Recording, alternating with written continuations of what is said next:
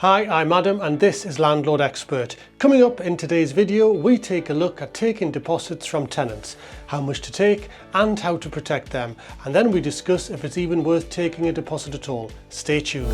In 2003, I set up my own letting agent and property management company based in the northeast of England. After 21 years, I sold the business in 2024 and now help landlords with best practice letting advice and making sure they get the best from their rental properties. The information given in my videos is not financial or legal advice and are my opinions only. Should you require legal or financial advice, please speak to a relevant professional. Now let's get on with today's video.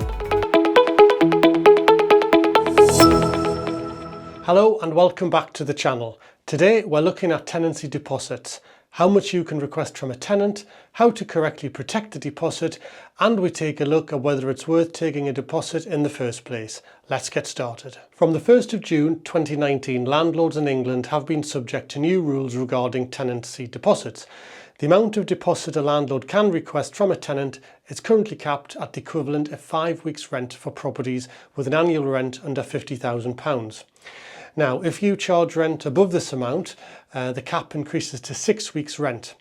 For the purposes of this video, we're going to focus on rents below £50,000 per year.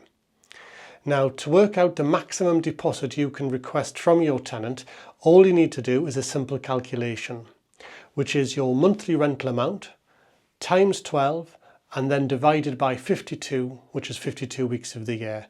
This gives you your weekly rent and then just times this by 5. So as an example, with a monthly rent of £1,000, the maximum deposit you can request would be £1,153.84. It's entirely up to you how much up to this limit you ask your tenant to pay. Now, you can no longer ask tenants to pay a higher deposit to cover things like pets, as this would be a breach of the Tenant Fees Act 2019, which the deposit cap falls under. Check out my other video on what you can and can't charge tenants for following the introduction of the Tenants Fees Act. Once you have a tenant lined up to rent your property, landlords would normally request the first month's rent in advance along with the deposit. Now, it is really important to take note when the tenant pays you the deposit, as your responsibility is to protect the deposit and issue the tenant with the relevant prescribed information starts the moment you receive the deposit. Okay, so landlords must protect a tenant's deposit within 30 days of receiving the payment. Now, the deposit needs to be protected in a government approved deposit protection scheme. Now, you can take a look online.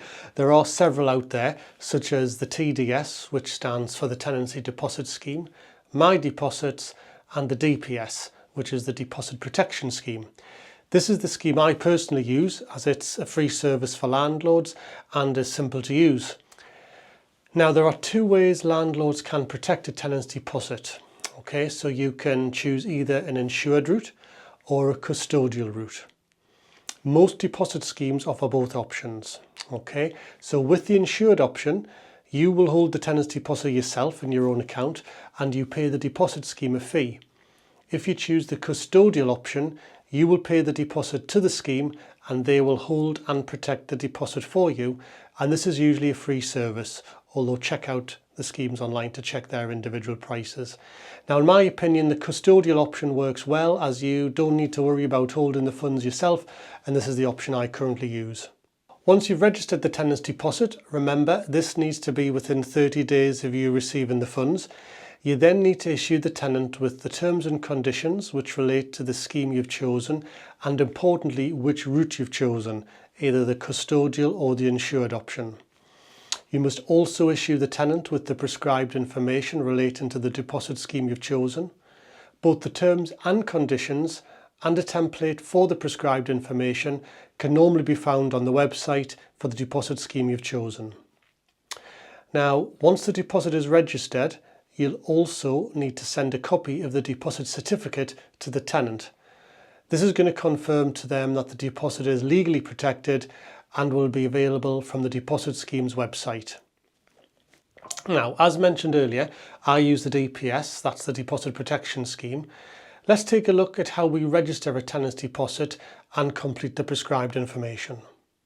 So this is the DPS, the Deposit Protection Service website, and we're going to take a look at how we set up a tenancy to protect a tenant's deposit. So the first thing we need to do is to log in. Now, if you're new, you just need to click create your account, and within a couple of seconds, your account will be ready to use. I've obviously already got my account, so I'm going to log in. And then once we've logged in, this takes us to our dashboard, and this will show you all of your tenancies which are set up. But today we're going to create a new tenancy. So the first thing it's going to ask for is the rental property address. Now, we do need to put a real address in here. So for demonstration purposes, I'm just going to use the postcode for the DPS itself, and we'll use that as the pretend rental address. Okay, so there we go. And then we're going to ask, we're going to tell it what kind of property it is. So it's detached, it's unfurnished, and it's got 4 bedrooms. Now you don't need to fill that in, but it does ask that, so I generally just pop that in. So now it's going to ask us details about the tenancy itself. So it wants to know how much rent the tenancy is. So we're going to say it's £1,000, and that's monthly. And then it's going to ask us the tenancy start date. So this is when the actual tenant's going to move in, and the date on the tenancy needs to match this. So we're going to say it's on Friday this week, so 21st, and we're going to say it's a 12-month tenancy. Then it's going to ask us how much the deposit is. So remember, this could be up to 5 weeks rent, but we're just going to say it's £1,000 as well. Now this is important because remember I said your responsibilities as a landlord start once the tenant pays you the deposit. So here we need to say, when did the tenant pay us the deposit? Okay, and what's also quite important, if you read that, it says date deposit paid to landlord or letting agent. So if you're self-managing the property and the letting agent has collected the first month's rent and deposit for you, it's important to know when the letting agent received the funds so that you put the correct date in here. So we're going to say actually the tenant paid us on Monday, so that's today. And the next section is a tenancy reference. So that's if you use possibly some software or a spreadsheet just to identify that tenancy. You might want to pop a reference in there, but you don't need to if you don't want to. The next section, it asks how many tenants are going to be on the tenancy agreement. So for this, we're just going to say there's 1. And then it's going to just prompt us to say, before you enter your tenant email address and mobile numbers, please make sure they're correct. And it explains that if you don't provide the correct details, it can delay the deposit repayment. So it is important that you ask your tenant for the correct contact telephone number and email so you can enter these onto the system. And also, if you're already making the prescribed information paperwork before you complete this, you need to make sure both the email address and mobile telephone number match. Okay, so the tenant's details, so we're just going to make this up.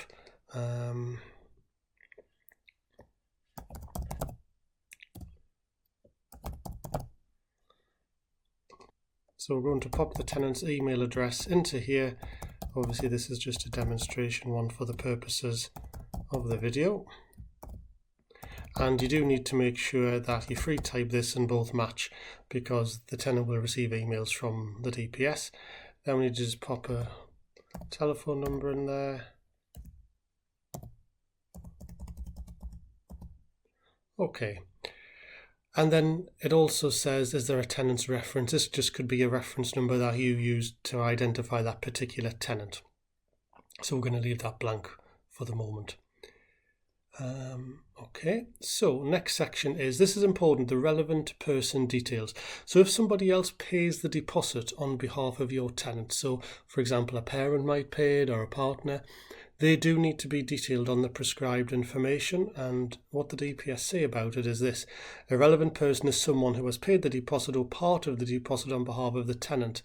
Now that person isn't authorised to take any action in relation to the deposit, so they can't log in and suddenly try and make a claim or respond to claims, but they do need to be detailed on the prescribed information, and they also need to receive a copy of the tenancy deposit certificate. So for this we're going to say no, because there isn't, but if you did press yes, it will then just ask you to complete their details just like it did for the tenant. Okay, so we'll pop no. And then it does go on to remind you that you do need to carry out your right to rent checks on the tenant. We do cover that in another video, so you can have a look on the channel for that. But for the purposes of this demonstration, we've done our right to rent checks and we're all good to go. So we add the tenancy. Oh, it's just prompted us there, so it's not happy with that number. Let's just try that again. Add tenancy. No, I don't think it's going to like that. There we go. Add the tenancy. And then it's just going to ask us to quickly check and confirm all of the details are correct. So it's got our rental property in, it's got the amount of the rent, it's got the tenancy start date, how long the tenancy is for, how much the deposit is, when the deposit was paid to us or the agent, how many tenants are going to be moving in or named on the tenancy, and then also the details of the tenant themselves. So we're going to submit that. Great. So what that's done now is it's added the tenancy onto our DPS system, onto our login, and then it's also given us a deposit ID for that particular deposit. So if we then go back to our view tenancy screen, it now shows us there that we have an active tenancy, and there the tenancy is there listed. Now importantly, it does say the deposit isn't protected yet, and that's because we need to actually pay that deposit, the £1,000, to the DPS. Remember I said that I use the custodial scheme? Well, that means I now need to pay that £1,000 to the DPS. So all I would do is I would press pay deposit, and then it's going to give me some options. So I can either do a bank transfer or I can pay by a debit card. Okay, so if I press bank transfer, I can then give this a reference. So I could say it was Smith 1000. And what that means is if I use that reference number on my bank payment, when the DPS receive that, they'll automatically allocate this to this deposit. And if I press pay by bank transfer, it's then going to give me the bank details that I need to use to pay that money and exactly how much it is. So if I don't want to pay by bank transfer, I can just press back, and then I can just select the option to pay by debit card, and that'll then take me through to a secure page to pay by debit card. So we're back on the dashboard now, and once the DPS receive my payment, this section here will update and it will show that the deposit is protected. But in the meantime, we can go through and manage the tenancy. And this will give us some details about the tenancy. It shows us what the deposit ID is, and that is actually the address of the pretend rental property and the tenant's name, telling me again that it's not protected because we're waiting for the deposit payment. And also it says that it still can be edited because at this point they haven't received the deposit, so at the moment it's basically sitting in limbo until they receive the funds from me. And again, that's just a recap of all of the tenant's details. So we could go in there and edit the details if we need to in each different section.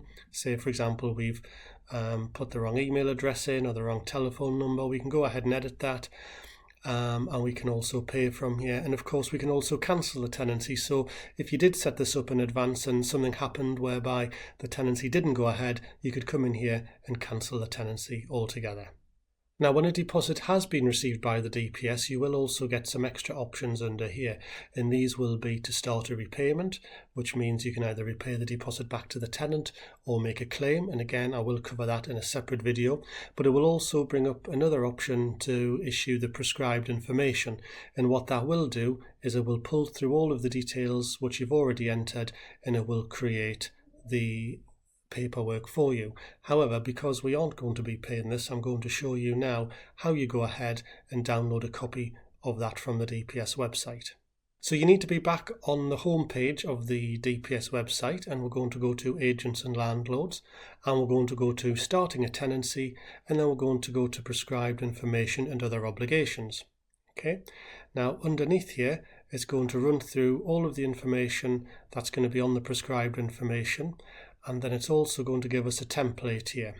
So this is really useful if you want to get this printed out and done ready for the move-in for the tenant. So you can print this off, give it to them at the move-in so you know you're covered and you're all done. Some landlords do wait until the deposit's protected, but don't forget, as I've already said, this all needs to be done within 30 days. of you receiving the deposit. So let's click on Prescribed Information Template. And you can just go ahead and download this when you need to use it. Okay, so it's really, really simple form. All you need to do is in the top section, you need to just add in the names of the tenants. So we can put in, we had Miss Smith. In here, we would just type in your property address. So we just put in the rental address and the postcode. Oops. It's the demo postcode. And then you pop in your deposit amount, which was £1,000. And then you put in the landlord or letting agent's details. So if your letting agent is completing this for you, they will probably do this for you. So you just need to check with them that they're going to do this for you. Or if you're responsible, a lot of the time, especially when I was letting property for clients, if we offered a tenant find only, we would say to the landlord they would need to issue this themselves because we didn't always know what scheme they wanted to use. Obviously, we did make a note of the deposit scheme they advised us at the time, but sometimes they did use a different scheme, so it would be down to them to issue this. So you need to know from your agent whether they're going to do this for you or if you're responsible. If you're responsible, you just need to put your details in here. So you put your name, the landlord, and then you need to pop your address in. So you do need to pop your address in here. You need to put in a contact telephone number and an email. These forms have been around a while, so I don't think many people probably would pop a fax number in there anymore. But if you have one, pop it in. Okay, then it also goes on to contact details. So this explains to the tenant where the deposit is being held, and it gives the contact details of the DPS. It then goes on to explain how the scheme works, and then it also explains where they need to look in the terms and conditions for the deposit repayment, and also about disputes at the end of the tenancy should there be an issue. So then in the next section, this is where you would then list fully the details of the tenant. So we would put in there Miss Smith. You would then pop in their telephone number there that they've given you, their email, and this is important. So what the DPS ask for is a contract address which can be used by the landlord at the end of the tenancy. Now some tenants think this is rather strange, asking for an address for the end of the tenancy, but all it means is that should that tenant leave the property or abscond, or they leave and you've got no further contact with them, that's the address you can use at the end to deal with the administration of the deposit. So we would normally say to a tenant it could be a parent's house, a family member, a friend, and sometimes if they don't have any of that, they could just pop their email address in there and use that, but obviously that is down to the tenant to make that choice. So regardless of how many tenants you have, you need to pop their details in there and continue on a separate page if there's more than 5 tenants. Okay, and this is the details of the relevant person. So if you remember earlier when we were registering the deposit, it asked if there was anybody else who had paid the deposit on behalf of the tenant themselves. So if they have, for example, if a parent's paid the deposit, you would need to pop their details into the form here so that they're recorded on the prescribed information. Now this is important because this is where you need to pop in details about your tenancy agreement. So in your tenancy, there will be clauses in there which will explain to the tenant why you would withhold some of their deposit. So that could be for cleaning issues, for damage, for removing items, etc. So you need to make sure that you look at your tenancy agreement and simply quote the clauses in there. So it could be, for example, clause 10.1, it could be clause 6.4, etc. You get the idea. So you need to make sure that you do insert those there. So what you can do is once you've done this once, you can save this copy, and then obviously that'll always be there for future use unless you update the tenancy agreement. And then coming on to the final section, you then need to just pop in your name again there as the landlord. You need to date it, and then you need to sign it. And then you need to ask the tenants to print their name in there and also sign, and then also date. Okay? And then what happens is you give the tenant a copy of this, and then ideally you would also retain a signed copy, so that proves that you've given them the information.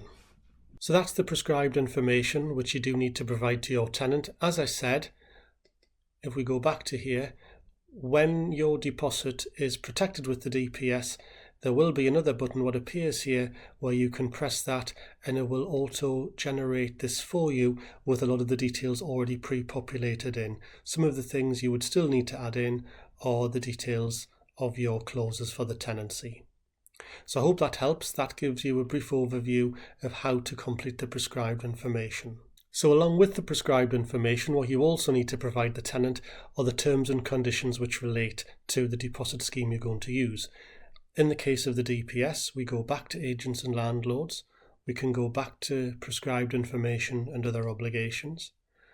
And if we just scroll down slightly underneath here, it asks, under the frequently asked questions, do I need to provide a copy of the terms and conditions? And if we click that, it says, if you're using our custodial scheme, you must provide a copy of our custodial terms and conditions with the prescribed information. And you can download a copy here. So if I press the download link, that loads up and it gives us the details on the website itself. But we can also click download PDF and that will download a PDF for us which we can print out or email to the tenant. Now what I would suggest, just as in another video where we discussed the how to rent guide, I would copy that link and I would save that in my bookmarks because these terms and conditions can be updated. So what you don't want to do is download this and use this forever because they might change. You want to make sure you always use the current version of the terms and conditions. Finally, we're back on the Manage Your Tenancy screen because the last thing you need to do is issue the tenant with a copy of the deposit protection certificate. Now, once the deposit's protected, another button will appear here and you'll be able to press that and download the certificate, but you will also receive an email with a link in the email where you can also download a PDF of the certificate. I would recommend you issue your tenant with the terms and conditions and the prescribed information at the start of the tenancy. But remember, this must be within 30 days of you receiving the funds from the tenant. And don't forget to send your tenant a copy of the deposit certificate once registered. If you're thinking all of this deposit protection sounds too complicated and you're considering not taking a deposit, stop there. I would say, in my experience, it's always advisable to ask for a deposit. Okay, now whilst a deposit will not compensate you for a tenant who causes lots of damage in your property, you will be able to make a claim for things such as cleaning issues at the end of the tenancy, missing items, damage, etc. This of course will depend on what records and evidence you've kept from the start of the tenancy and throughout the tenancy. This is really important. Check out my other video on how to make a claim against a deposit at the end of a tenancy. Now remember, the deposit belongs to the tenant, and should any dispute arise at the end of the tenancy, it will be your responsibility as the landlord to supply the evidence to the deposit scheme to back up any claim you want to make, and likewise if the tenant disputes the claim, they will also need to provide supporting evidence. Now, taking all of this into account, it is still advisable to request a deposit, as in most cases tenants simply want this refunded in full at the end of the tenancy and therefore will, in most cases, return your property in a satisfactory condition. So here's a quick recap. If your annual rent is below £50,000, the maximum deposit you can request is capped at 5 weeks' rent.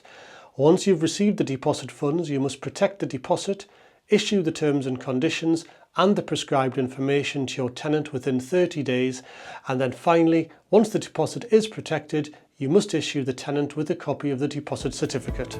I hope you found this video useful. Please give it a thumbs up below and click the subscribe button. It's completely free to subscribe to the channel and it really does help me to be able to make new videos for you just like this one. Thanks for watching. I'll see you next time. Bye bye.